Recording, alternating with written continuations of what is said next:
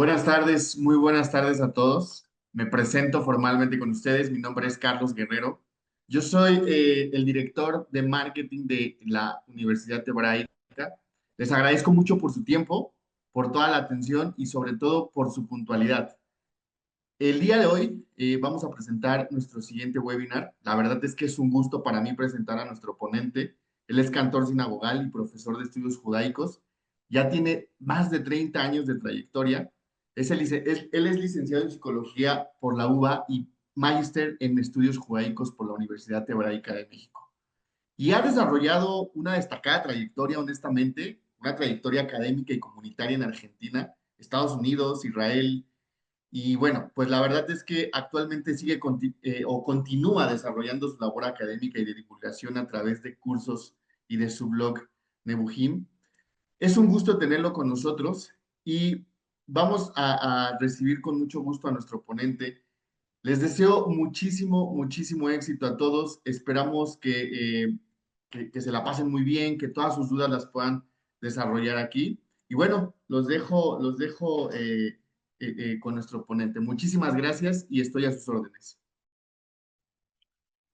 Muchas gracias, Carlos, por tu presentación y muchas gracias a todos ustedes por sumarse esta tarde. Bueno, aquí en Buenos Aires ya es noche, son las 8 de la noche, a este webinar donde, como bien indica su título, la idea es descubrir o conversar en esta horita que nos toca compartir acerca del hebreo bíblico.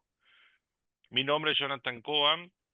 Y quizás una particularidad en este campo, en mi caso personal, mi vínculo con el hebreo bíblico, más que desde la academia o desde la teoría lingüística, viene desde una labor, como bien contaba Carlos, de más de 30 años en la vida comunitaria y específicamente sinagogal, donde mi conexión con el hebreo bíblico está muy atravesado por lo cotidiano, es decir, más allá de nuevamente la teoría o vamos a decir el estudio académico más abstracto de una labor cotidiana de tener que eh, ingresar al hebreo bíblico desde las clases de Biblia, como se conoce en el campo de la educación judía de Tanaj, o a veces también se llama Mekorot, enseñar, digamos, Biblia desde el hebreo, desde la parte litúrgica, desde tener que recitar y conocer, y obviamente y entender en profundidad pasajes de la tradición bíblica y también de la tradición litúrgica posterior, pero que en algún punto intenta imitar al hebreo bíblico, y también desde la lectura semanal de la Torá, desde el rollo de Torá, desde el pergamino que solemos leer en las sinagogas, donde ahí también nos enfrentamos a un hebreo bíblico que incluso nos exige conocer una serie de reglas, porque cuando lo leemos no tenemos ciertas eh, señales de vocalización o de cantilación, con lo cual todo esto conforma un campo, en mi caso personal, de acercarme al hebreo bíblico desde lo cotidiano, de una cuestión mucho más, podríamos llamar antropológica o práctica o pragmática, que también va a ser un poco el sesgo del curso que Dios mediante estaremos comenzando la semana entrante, en el cual siempre el foco va a estar en lo práctico, es decir, en intentar que el hebreo bíblico sea fundamentalmente una herramienta, que sea un medio para poder acercarse al discurso y hasta diría la experiencia que propone el Tanaj, la Biblia hebrea, según el marco teológico donde estemos parados. Para algunos también será el Viejo Testamento, desde justamente un enfoque más que académico teórico, fundamentalmente práctico y vivencial y experiencial. Para asistirme en esta conversación, tengo una presentación, un PDF que quiero compartir. Nada demasiado sofisticado, sino algunas impresiones que me pareció útil volcar en un documento que lo voy a compartir la mayor parte del tiempo de nuestra presentación. No obstante, la idea es poder intercambiar, sobre todo al final, de nuestro encuentro, ya sea a través de preguntas por el chat del Zoom o bien directamente levantando la mano y preguntando y compartiendo. Así que voy a, con el permiso de ustedes, compartir eh, esta presentación que nuevamente me pareció interesante titular Más allá de la traducción, descubriendo el hebreo bíblico. Y el título ya de por sí marca una filosofía que no solo tiene que ver con este webinar, sino creo yo que con todo el curso que estamos para empezar, donde obviamente entendemos que las traducciones eh, de, de, de la Biblia hebrea, del Tanaj, son útiles y en gran parte han servido para que un texto que originalmente era el libro sagrado de un pueblo muy pequeño a nivel no solo demográfico, sino también a nivel político, como era el pueblo judío, primero el pueblo hebreo, que luego devino un pueblo judío, mediante las traducciones eh, al griego, luego al latín, luego a muchos idiomas, se volvió un texto que es considerado sagrado para miles de millones de personas en la actualidad, y de ahí que obviamente la traducción tiene un valor fundamental. Pero hay un más allá de la traducción, y en este sentido no es privativo solamente del Tanaj o de la Torá. Recuerdo en mis años en la Facultad de Psicología, en la UBA, en la Universidad de Buenos Aires, aún hoy en día hay un sesgo muy fuerte a nivel psicoanalítico, y entonces aquellos profesores más ortodoxos nos decían que si uno quiere entender a Freud, hay que aprender alemán y leerlo en alemán, ¿no? De la misma forma, si uno quiere entender a Lacan, hay que aprender francés y leerlo en francés. Porque en algún punto, en toda traducción algo se pierde, porque de hecho probablemente sepan que hoy en día esto incluso está avalado desde las neurociencias, el lenguaje, eh, más allá de ser un instrumento de comunicación, también es lo que estructura nuestro pensamiento. Entonces, conocer el hebreo bíblico no solo nos sirve para poder leer con mayor precisión el hebreo, la Biblia, sino también para entender la cosmovisión, para entender cuál es el pensamiento que estructuró a la Biblia hebrea, el Tanaj, y acá hasta me animo a traer alguna cuestión teológica, la posibilidad de poder leer el texto bíblico en su idioma original y entenderlo, nos empodera, por decir así, desde lo espiritual o de lo religioso, porque independientemente del marco teológico que nosotros elijamos a nivel personal, poder leer la Biblia de primera mano nos permite la posibilidad de hacer nuestro propio análisis, nuestra propia, entre comillas, interpretación y tratar de acercarnos más a lo que el libro, en este caso la Torá o el Tanaj, nos quiera transmitir. Por eso la idea de más allá de la traducción. Bien, algunas cuestiones introductorias. Tres preguntas me parecen interesantes para esta conversación. La primera es si son los diferentes términos bíblicos que suelen ser traducidos con una misma palabra realmente sinónimos. Es casi inevitable que como la correspondencia idiomática entre diferentes idiomas no es uno a uno, vale decir, sucede en todos los idiomas, a veces hay en el idioma, vamos a decir, a ser traducido una riqueza de palabras que no existe en el otro idioma, y a veces viceversa, en el idioma en el cual se traduce hay términos que tienen diferentes palabras que quizás no existen en el idioma original. Entonces la pregunta es si eh, términos que suelen ser traducidos con una sola palabra realmente eh, son lo mismo. Quizás el ejemplo que se me vieron a la mente, no lo voy a profundizar porque lo vamos a hablar más tarde, es en muchas traducciones hay dos palabras, boré y otzer, por ejemplo, o bará y atzar, que suelen traducirse bajo el verbo creó o crear. Sin embargo, como vamos a ver más tarde, hay una gran diferencia filosófica, lingüística y hasta teológica entre estos dos verbos. Y vamos a ver cómo uno de estos verbos quizás sí se asemeja al uso corriente de la palabra crear, y hay otro que tiene connotaciones metafísicas, hasta me animaría a decir casi inabordables para nuestras limitaciones conceptuales respecto de la idea de lo que se conoce teológicamente como la creación ex nihilo, es decir, crear a partir de la nada. Simplemente a modo de ejemplo.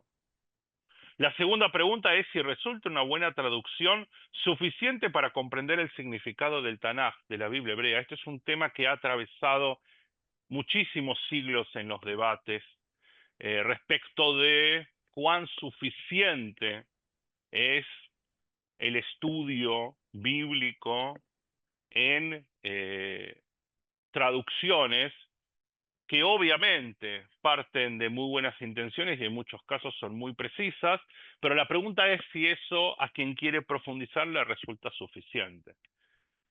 Se me viene a la mente ahora uno de los casos históricos más interesantes, que fue el del filósofo Filón de Alejandría, que armó toda su gran, podríamos decir, exégesis alegórica, tomando como partida no la Torá en su versión original hebreo, sino la famosa Septuaginta, esta es la traducción al griego.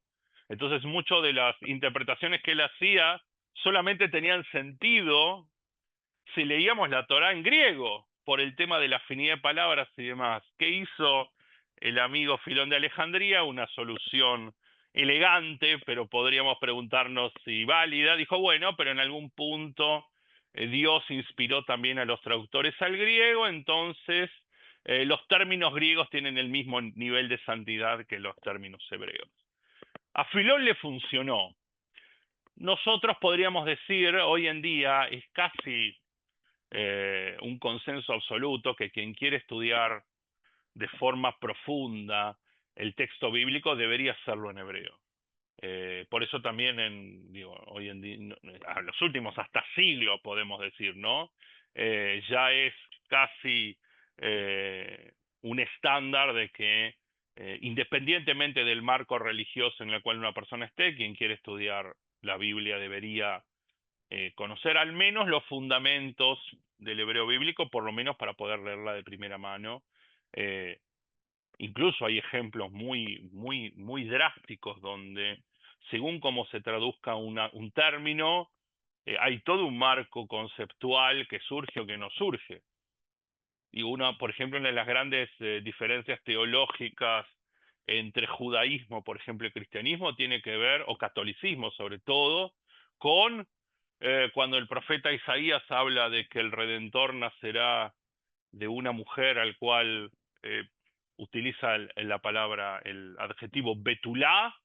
La pregunta es si está hablando de una mujer que no ha contraído matrimonio, o sea, que no se había casado antes, o está hablando literalmente de una mujer virgen que no tuvo relaciones sexuales.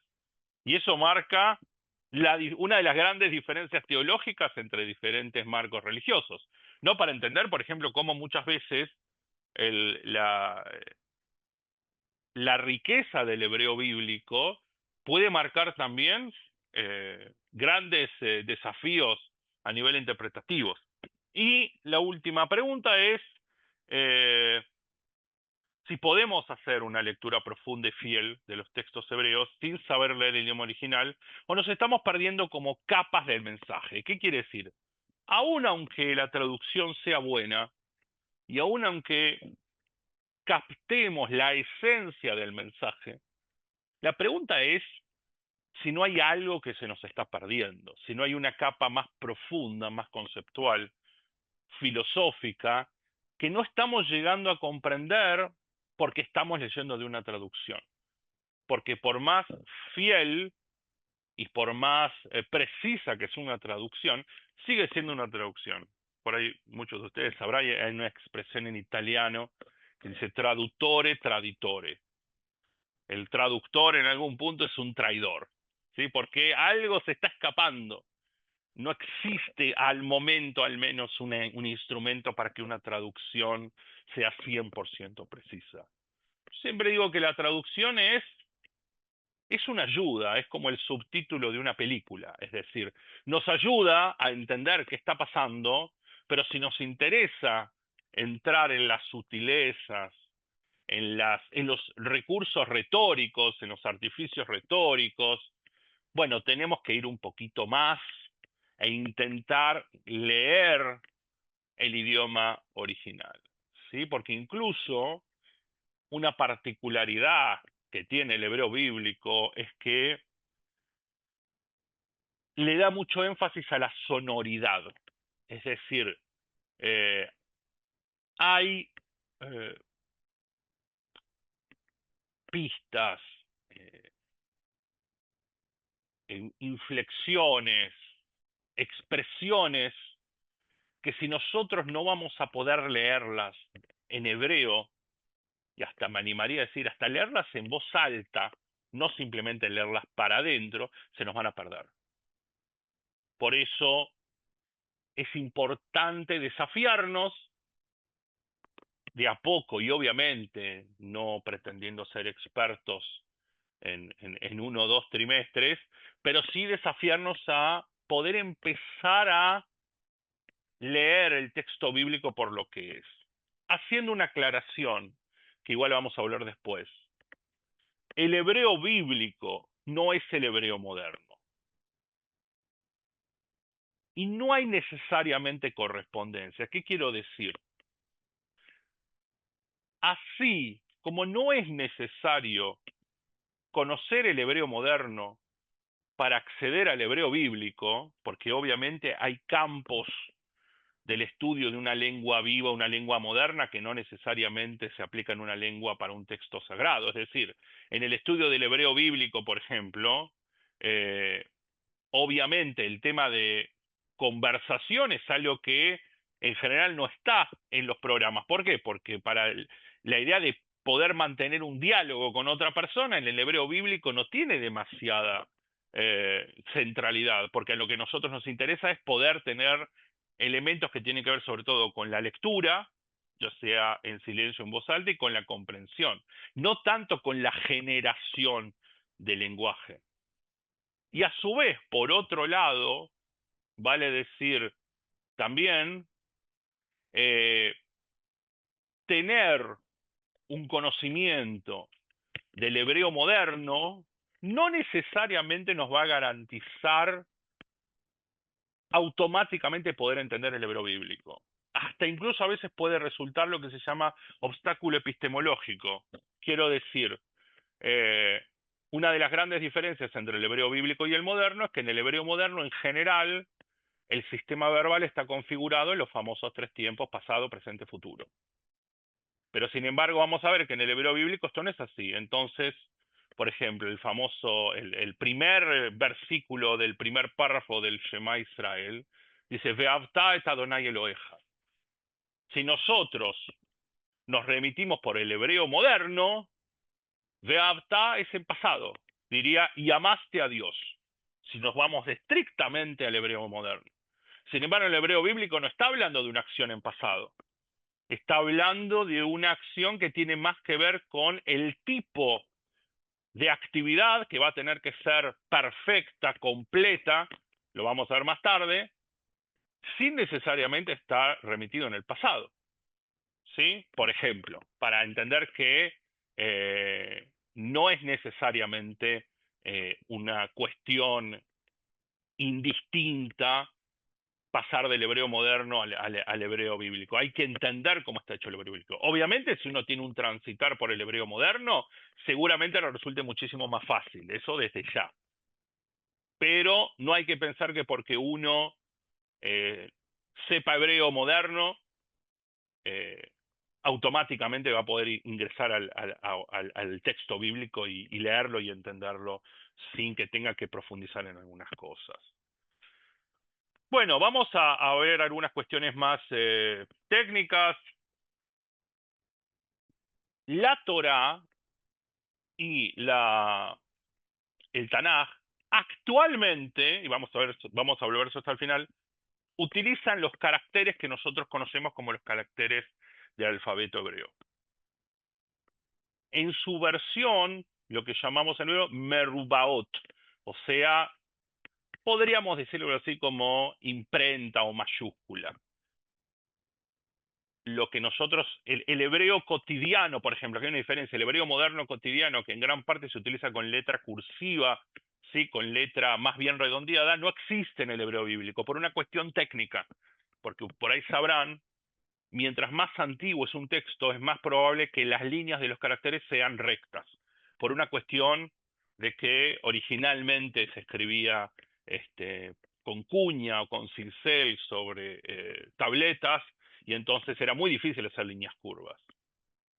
Y si bien hoy en día nosotros, y desde hace ya varios milenios, digamos, por lo menos de hace más de 1000 años, eh, los textos bíblicos se escriben no en papel, sino en pergamino, digamos, de cuero. No obstante, la tipografía que hoy en día conocemos, y que si bien no es la original del hebreo, pero sí ha acompañado al pueblo hebreo o al pueblo judío durante muchos siglos, es esta tipografía más bien cuadrada. Obviamente, cuando empieza a surgir la escritura sobre pergamino con tinta, en los textos, en los rollos de la Torá, por ejemplo, aparecen ciertos adornos que tienen que ver con algunas cuestiones estilísticas, pero sí saber que en el hebreo bíblico no utilizamos la letra minúscula cursiva, ni tampoco un tipo de tipografía que es muy utilizada en el mundo rabínico, que a veces se le llama Ktav Rashi, letra Rashi, que también es una tipografía diferente. Esta tipografía que están viendo, estos caracteres que están viendo en pantalla, son los caracteres que típicamente vamos a encontrar en la literatura bíblica, al menos en los libros donde hoy podemos actualmente leer eh, el, los textos. Si son libros de estudio, lo que a veces llamamos Humash, Humash es una palabra Hamesh, que es 5 por los 5 libros de la Torá, o bien el Tanaj, vamos a encontrarlos vocalizados, y a su vez también a veces con signos de cantilación, los famosos teamim. Si vamos a estar leyendo de un rollo de Torá, vamos a encontrar solamente estos caracteres y nada más. Vamos a hablar algunas cuestiones particulares del hebreo bíblico. Algunas de ellas sí, quizás fueron luego también o sostenidas desde el hebreo moderno, algunas no. En este caso sí, y es la idea de shoresh. Shoresh en hebreo quiere decir raíz. ¿Por qué decimos que el hebreo general, pero sobre todo el hebreo bíblico, es un idioma modular? Porque a diferencia de otras lenguas, como las romances, los anglosajones, vamos a decir, las lenguas que en general utilizan los caracteres ¿sí? latinos, eh, donde en general las palabras derivan de múltiples orígenes etimológicos, en el hebreo la lógica es modular. ¿Qué quiere decir? Por ejemplo, la inmensa mayoría de verbos, sustantivos, adjetivos tienen una raíz, generalmente de 3 consonantes, que sostiene una idea o un núcleo semántico. Lo vamos a, lo vamos a ver en un rato, pero por ejemplo, en castellano, ¿sí? La raíz etimológica de la palabra escribir y de la palabra carta, por ejemplo, son absolutamente diferentes. En hebreo vamos a ver que hay una especie de núcleo semántico del cual se derivan muchas palabras, entre ellas escribir y entre ellas carta. ¿Por qué? Porque en algún punto la carta es algo que está escrito, ¿sí? Entonces, cuando aplicamos diferentes estructuras vocálicas, prefijos, sufijos, sobre una misma raíz de 3 consonantes, se empieza a generar diferentes familias enteras de palabras relacionadas. ¿Por qué es importante?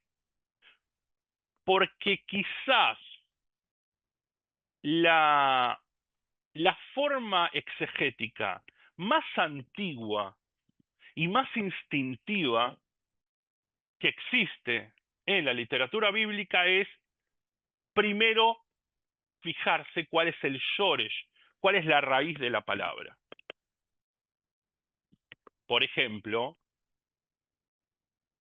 en la palabra o el verbo hebreo para lo que es pagar, leshalem, tiene en su raíz la misma palabra de la palabra, la misma raíz de la palabra paz, shalom.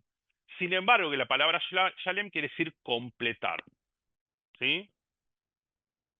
Es decir, la palabra hebrea para pagar tiene su raíz en la idea de algo completo. Es decir, que cuando estoy pagando algo, de alguna forma lo estoy completando una transacción que si no lo pagaría quedaría inconclusa, por ejemplo.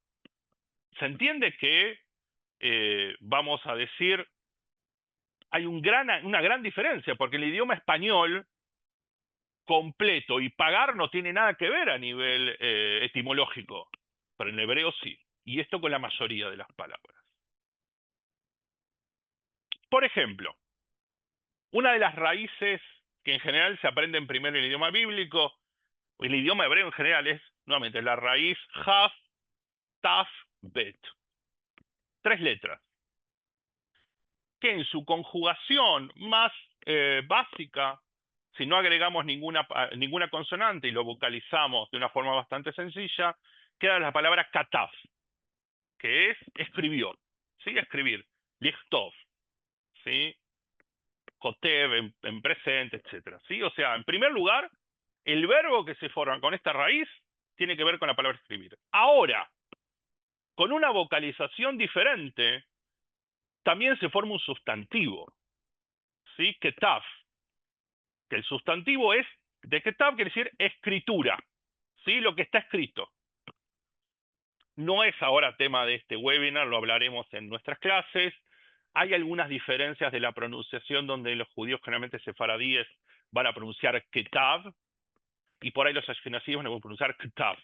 Esto tiene que ver con que en general el judaísmo ashkenazí de Europa oriental, sobre todo, asimiló ciertos rasgos de fonación eslavos donde se acumulaban muchas consonantes sin necesariamente las vocales originales. Entonces los judíos ashkenazim tenían por costumbre muchas veces, entre comillas, saltear algunas vocales que en un hebreo más puro se deberían decir. Bien.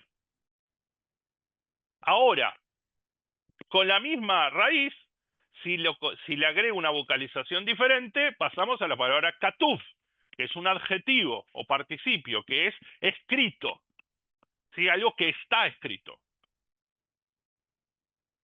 Y a su vez, si le agrego una mem, una letra inicial, que es la letra mem, que en general se utiliza mucho para, en muchos casos, transformar una raíz, ¿sí? en algo que es un producto, se forma la palabra michtav, algo que está escrito, ¿sí? Pero que ya es un producto, no es abstracto, no es como ketav. Entonces hay una carta, por ejemplo. Y acá llegamos a un último ejemplo, donde acá se centra con lo teológico. En la Biblia hebrea, en el Tanaj, la tercera sección se llama Ketuvim, a veces traducida como hagiógrafos. Ketuvim es la palabra katuv en plural, escritos. Ahora, por ejemplo, en el contexto bíblico, la idea de Ketuvim tiene también una connotación teológica, porque habla de libros de los cuales se supone que tienen menos grado de inspiración divina o de intervención divina que las dos otras secciones, que es la Torá y los Nevi'im. Es decir, no es que uno podría decir, bueno, obviamente se llaman Ketuvim porque están escritos. No, no, no. En el contexto bíblico, Ketuvim quiere decir que no son parte ni de lo que, según el dogma tradicional hebreo, Dios le dicta a Moisés en el desierto, ni tampoco de lo que los profetas recibieron como mensaje. Ahora, ¿se entiende eh, cuántas palabras diferentes salen de una misma raíz, que en otros idiomas no tiene la misma etimología? Por ejemplo, podríamos decir que escribir o escritura o escrito sí, pero carta, por ejemplo, no. ¿Sí? Bien, esta idea del shoresh, de la raíz, es la base de la lexicografía del hebreo bíblico y del hebreo en general. Cuando uno quiere entender qué quiere decir una palabra, lo primero que busca es la raíz. Vamos a hablar del sistema verbal. Acá hay otra gran diferencia. En la mayoría de las lenguas occidentales, el verbo queda ubicado en una línea temporal. Cada lengua tiene más, digamos, más o menos modos, pero en general podemos hablar de pasado, presente y futuro. ¿No? Cuando uno estudia español, inglés, sí, alemán, en general, cuando uno estudia los verbos, siempre lo que empieza es, bueno, empezamos por presente, vamos a pasado y después a futuro. En el hebreo bíblico, si bien obviamente existen presente, pasado y futuro, pero la base, la naturaleza esencial, tiene que ver con si esa acción, vamos a decir, está finalizada, completada, realizada, o está todavía siendo realizada, incompleta, en proceso, continua, futura. O sea, no importa tanto si la acción está en el pasado o es una acción definitiva, es decir, que ya, aunque fue hecha en el pasado, aún hoy en día existe, sino lo que importa es si esta acción ya ha sido completada, por eso a veces también a esta conjugación se le dice perfecta, o si está todavía en vías de ser completada, por eso a veces también se le dice imperfecta.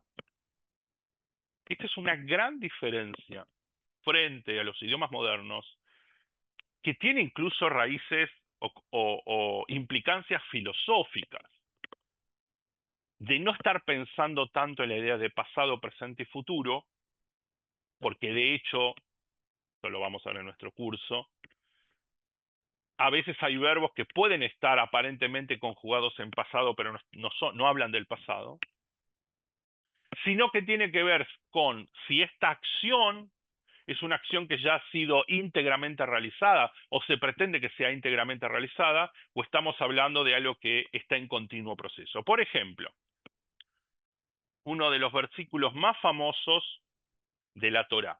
El primer versículo, Bereshit bara Elohim et hashamayim vet haaretz.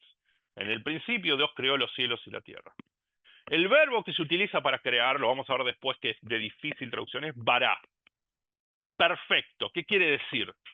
Que está diciendo que el acto de creación fue realizado.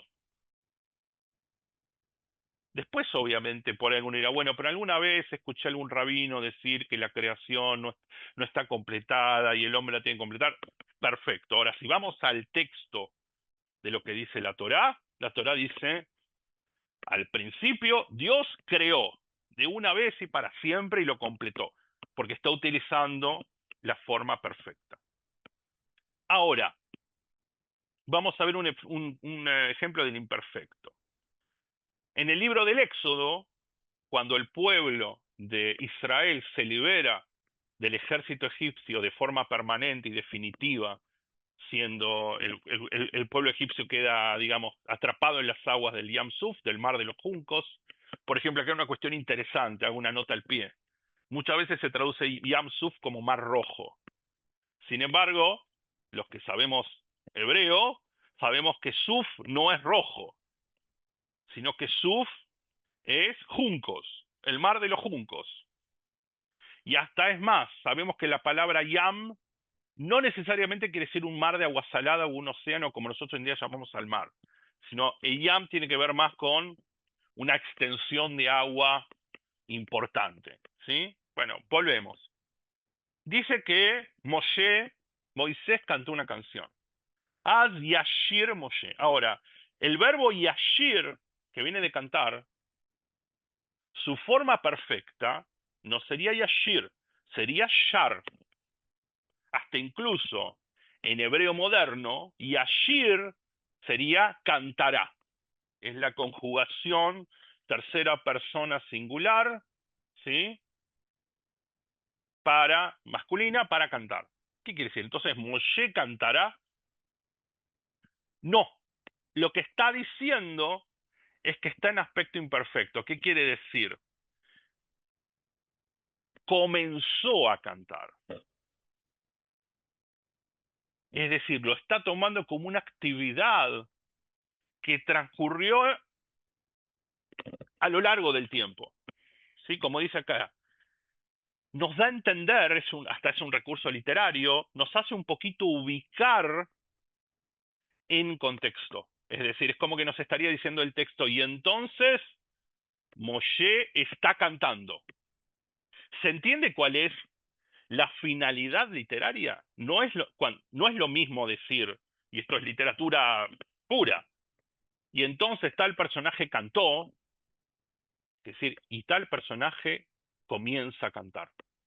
Sí en pasado en la narración, pero cuando el autor utiliza un verbo imperfecto, nos intenta a nosotros posicionar en esa situación.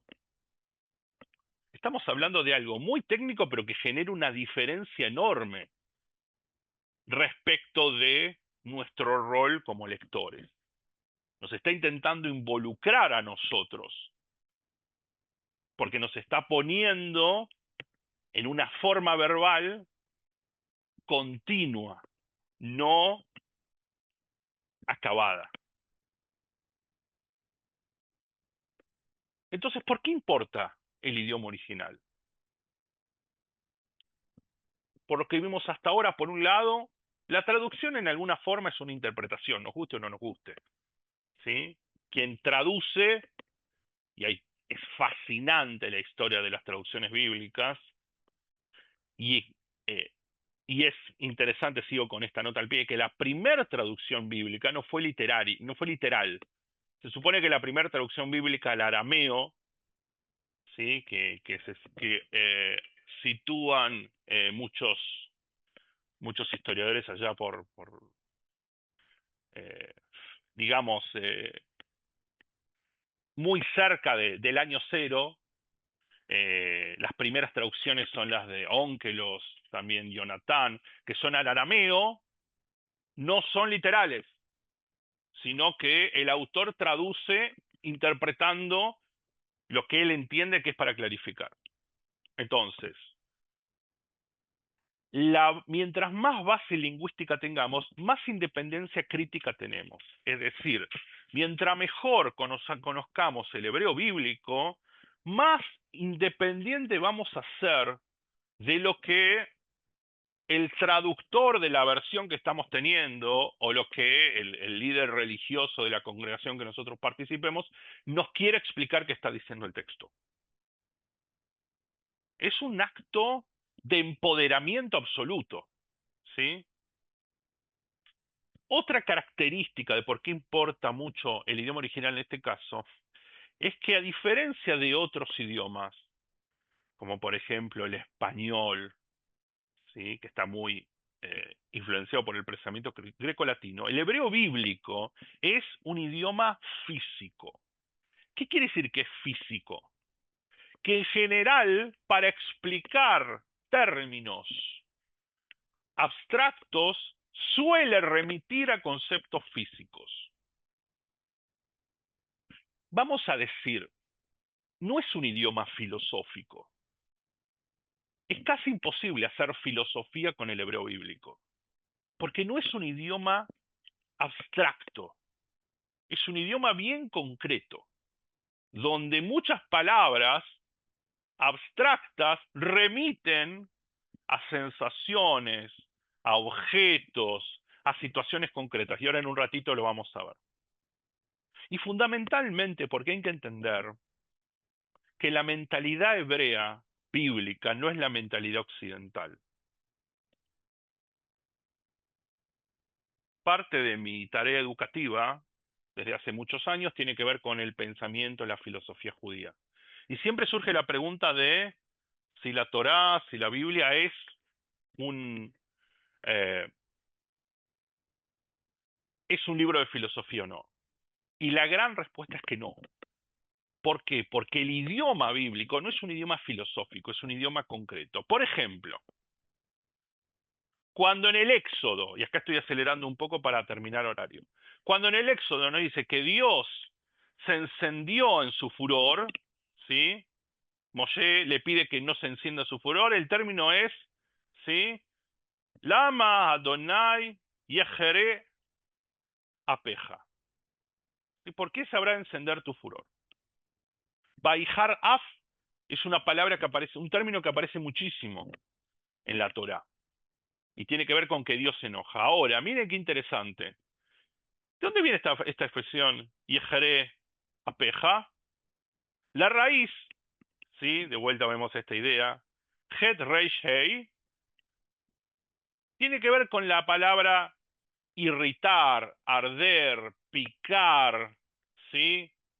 Enrojecerse. Y la palabra af tiene que ver con la nariz. Entonces, ¿qué quiere decir que Dios le dice a Moshe, por favor que no se te sonroje la nariz, que no te arda la nariz? ¿Por qué se utiliza esta expresión para hablar de la ira divina? Por una cuestión muy lógica.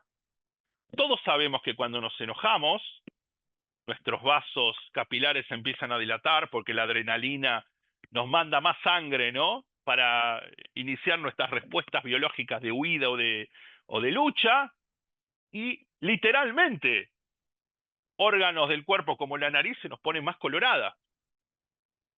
Bueno, esta fue la lógica del escritor bíblico para mencionar o para elegir como término de la ira divina, ¿sí? Yehereaf, perdón, que se le ponga roja la nariz. Y a su vez tenemos el opuesto. Cuando Dios le dice a Moshe que, que puede mencionar sus atributos para aplacar su ira, se utiliza la palabra erejapaim, que se suele traducir como tardo en la ira. Ahora, ¿qué quiere decir erejapaim? Lo vamos a ver en un rato. Pero vamos a ir a la palabra misericordioso, rahum. Rahamim es una palabra que aparece muchísimo en la literatura bíblica. Sin embargo, la procedencia de esta palabra, ¿sí? Reish, Het, Mem, viene de la palabra Rehem, que es útero, el útero femenino. Es decir, que Rahamim se podría considerar algo así como uteridad. ¿Por qué? Porque para el hebreo bíblico, para la cultura bíblica, el mayor ejemplo y símbolo de compasión y de misericordia era la actitud de la madre con su pequeño en gestación. ¿Se entiende cómo todo el tiempo se van arraigando estos términos que parecen abstractos, como la ira divina, a cuestiones absolutamente cotidianas? Pero vamos a ir más aún. Erejapaim, tardo en la ira.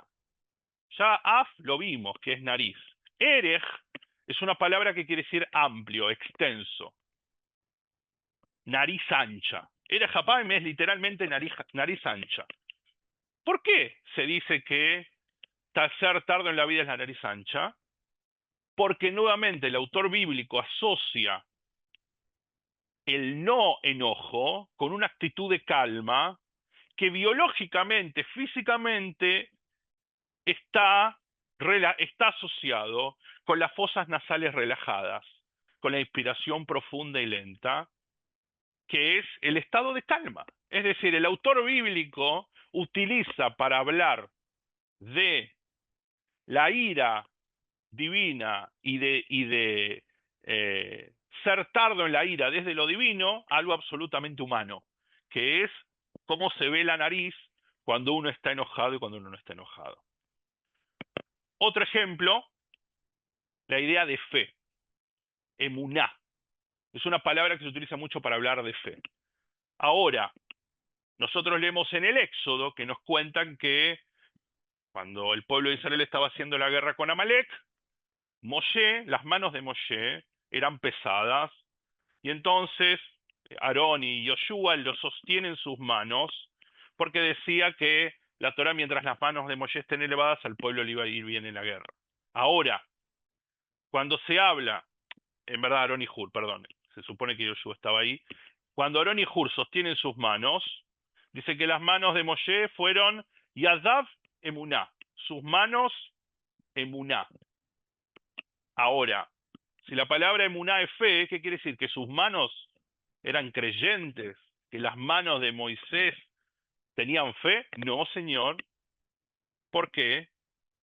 Porque la palabra emuná, su raíz es la raíz Aleph Mem Nun, y el anclaje concreto es soporte, firme. Ahora, ¿qué diferencia hay de pensar emuná como fe, como una especie de fe ciega, a pensarlo como algo que tiene sostén? Más aún, la palabra emet, que, que quiere decir verdad, viene de esta misma raíz. Es muy complejo de explicar, pero en algunas situaciones la letra nun se reemplaza por la taf en femenino, no importa, y cae, digamos, pero acá, por ejemplo, encontramos una gran diferencia con lo que es el castellano. En el castellano la palabra verdad no tiene una raíz etimológica parecida a la palabra firme. En hebreo sí. Entonces acá hay una idea conceptual diferente. La verdad es verdad porque tiene firmeza. Simplemente ya empezamos a concluir nuestro webinar. Algunos términos de difícil traducción. Dijimos bara, crear. ¿Por qué es de difícil traducción? Porque, por ejemplo, para la Torá, solamente la palabra bara se utiliza en relación a lo divino porque quiere decir crear a partir de la nada. Todo lo otro no es bara, es yetzirá. Yetzirá es creación, pero a su vez yetzer viene de la palabra forma, es formar. Crear es crear a partir de la nada, por ejemplo. Nefesh, la palabra que tradicionalmente se traduce como alma, ¿sí? Que Dios creó el alma del hombre, ¿sí? Bien, también es muy difícil. ¿Por qué? Porque la palabra nefesh tiene connotaciones que tienen que ver también con la idea de la respiración, que tiene que ver también con la idea de el estado de vida, muy diferente a lo que nosotros creemos o consideramos alma, que muchas veces tiene más que ver con la tradición grecolatina. Y una cuestión interesante, por ejemplo, cuando Dios crea a Javá, a Eva, dice que el hombre yadá es Javá, conoció a Javá, su mujer. La palabra yadá quiere decir conocer. Sin embargo, por ejemplo, en la literatura bíblica, en muchos casos, yadá está hablando de relaciones íntimas. Es decir, conocer en este caso no es solo un conocer intelectual, sino también es un conocimiento físico. Ni hablar de la palabra Torá, mal traducida como ley, porque la palabra Torá viene de la palabra orá, de donde viene también la palabra, por ejemplo, moré, maestro. Moré no es juez, es maestro. Con lo cual la palabra Torá no es ley, es instrucción, enseñanza. Y hay una gran diferencia teológica en considerar a la Torá una ley y considerarla una enseñanza.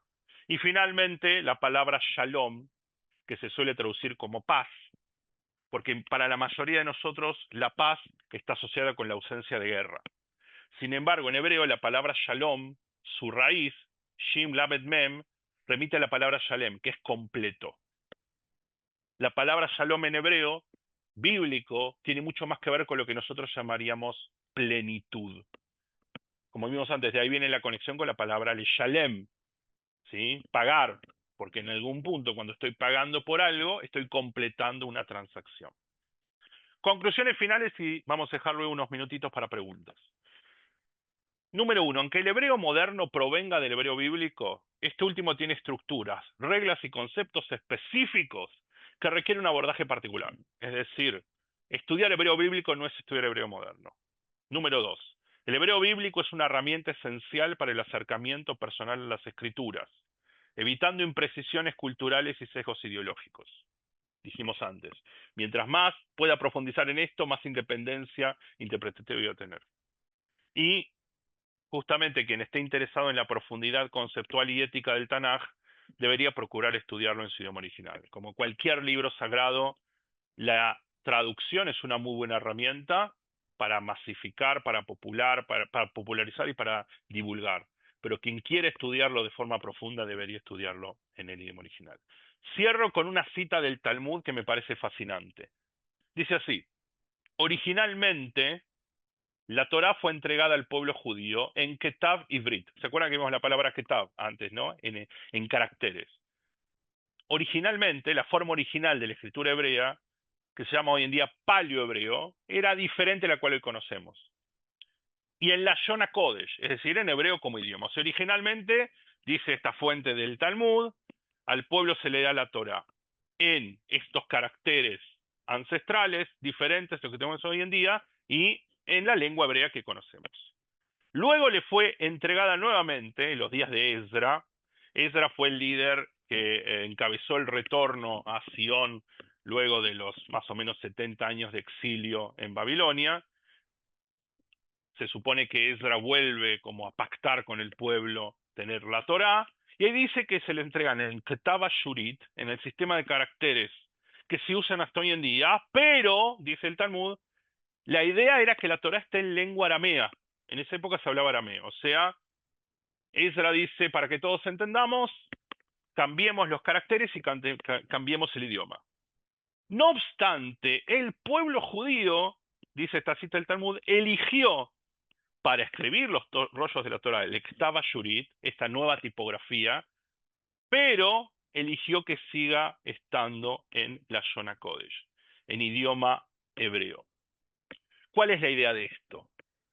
El hebreo, y en este caso el hebreo bíblico, además de sus características técnicas, es el idioma que durante al menos 2000 años, me animo a decir bastante más, el pueblo hebreo ha elegido para acercarse a la Torá. Hoy en día el interés por la Torá en su idioma original excede por mucho al pueblo hebreo. Pero sí es importante siempre tener presente que elegir estudiar hebreo bíblico para leer la Torá en hebreo no solo es una decisión técnica, también es una decisión ética, digamos, y axiológica de reafirmación de la tradición y del origen de la Torá en tanto libro sagrado del pueblo hebreo. Con lo cual, la decisión de poder adquirir las herramientas para leer la Torá en hebreo es mucho más que una simple decisión técnica, por decir así.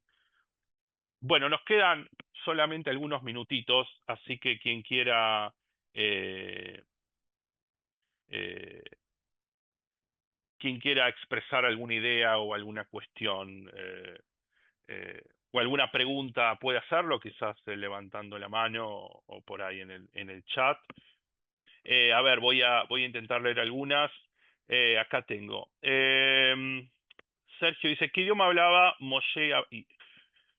Entonces Abraham y cuál Moshe. A ver, por lo que dice esta fuente del Talmud, aparentemente el idioma que sonaba era el hebreo, pero sí hoy sabemos que los caracteres que hoy conocemos como caracteres hebreos son mucho más posteriores. Entonces, de hecho, las investigaciones arqueológicas muestran que los caracteres que se utilizaban en la época, por ejemplo, del reino de Judea y demás, no eran los que hoy conocemos como el hebreo. Si quieren, investiguen paleo-hebreo, es muy interesante. Aparentemente proviene del... Lo que hoy conocemos tiene más que ver con el fenicio y demás. El Talmud Babli, pregunta Runi, si está escrito en el mismo hebreo bíblico que el... Absolutamente no. El Talmud está escrito primero en una mezcla entre hebreo y arameo, y a su vez, aunque presenta ocasionalmente pasajes bíblicos que sí están escritos en su idioma original, la gran mayoría del Talmud babilónico está en un idioma que no es el hebreo bíblico. Y de hecho, para estudiar Talmud y para aprender Talmud, uno debería conocer ciertas estructuras y cierta terminología del arameo.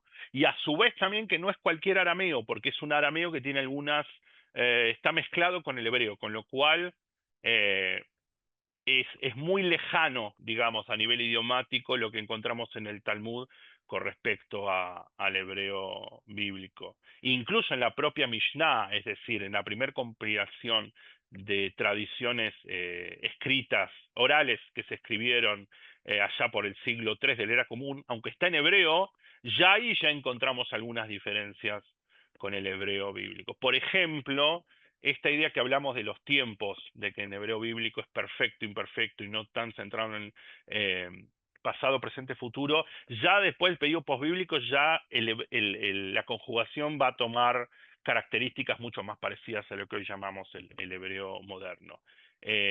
Así que en ese sentido, si alguien estuviera interesado en estudiar el Talmud en su idioma original, ahí debería orientarse más al estudio del Talmud en sí mismo, ni siquiera diría del arameo, porque en verdad el lenguaje del Talmud es un lenguaje sui generis donde se mezcla hebreo bíblico, hebreo rabínico, arameo puro, arameo con mezcla de hebreo. Es muy complejo y por eso hoy en día se utilizan en general traducciones. Claro que sí, muchísimas gracias. Que tengan un excelente inicio de semana y bueno, pues estamos a sus órdenes. Hasta luego.